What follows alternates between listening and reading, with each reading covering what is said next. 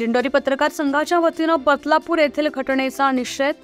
बदलापूर येथील माजी नगराध्यक्ष वामन म्हात्रे यांनी बदलापूर येथील दैनिक सकाळच्या आमच्या भगिनी पत्रकारास अश्लील भाषा वापरून त्यांचा अपमान केला. त्याबद्दल आज बुधवार 21 रोजी दुपारी दिंडोरी येथील तालुका पत्रकार संघाच्या वतीनं निषेध करून संबंधित माजी नगराध्यक्षावर विनयभंगाचा गुन्हा दाखल करून कठोरात कठोर कारवाई करावी या आशयाचं निवेदन दिंडोरी पोलीस ठाण्याचे पोलीस निरीक्षक रघुनाथ शेगर व तहसीलदार यांना निवेदन देण्यात आलं.